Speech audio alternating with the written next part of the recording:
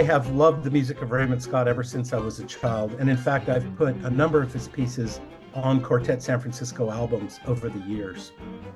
But when this sketch came to me of an unrecorded piece that he had written with his granddaughter, Kathy, we realized that Cutey and the Dragon had to be a part of this new recording project. My mom and I were visiting him in California, and I think he did what he always does, which is he wanted to teach and coach me and play it this way, whatever. And I think the writing came later. And I have this very excited email from my mom in 2018 when she was out at Scottworks, I guess, saying, "Do you still have that piece of music? Because somebody here wants to see it." Jeremy's first comment to me was, "Here, there's a song that he wrote that hasn't been recorded. Would you want to arrange it?"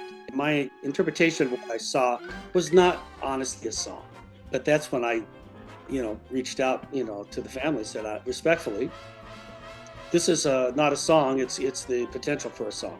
I appreciate the privilege if you would allow me to finish it." Jeremy came to me with this idea, and it's basically like, well, I just trust him so much. It was like, whatever you want to do, I know it's going to be great. There were just so many places to go. The more rope I could give Gordon to stay in his happy place, the more amazing the record would be. I remember I wrote an introduction before the main melody. I wrote a little introduction, and I wrote a bridge.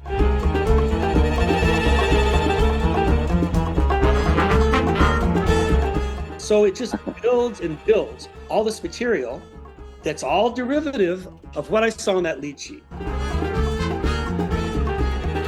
You feel the production, the sort of the magnificence of the production, but you feel a sort of elevated state with the whole thing. And for Cutey, I mean, that's far more than arranging. That was really creating from the idea. As he wrote at the top of the page, an idea, Cutey and the Dragon. It's brought into the present with all of you, playing with him. It's a time machine moment.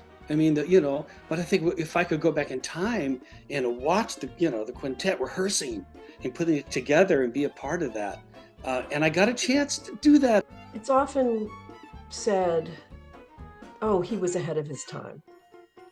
And how wonderful is it that almost 30 years after his passing, that time is catching up with him. He was ahead of his time because we're still chasing him. The man's music was timeless. It doesn't date. The joy in it, more than anything else, that's what comes through to me, and I love that. If it can nurture the legacy of Raymond Scott and his music so that people listen to this record and go, "Let me go back and check out his other stuff," that is the real value. And even Jeremy, when you were talking about all the recording and creating the video, and Gordon as well, putting all that together, he was so into recording and all that technology. I mean, the whole thing. Maybe he was here like watching it all, because he would have loved all of it, every piece of it. So thank you guys so much.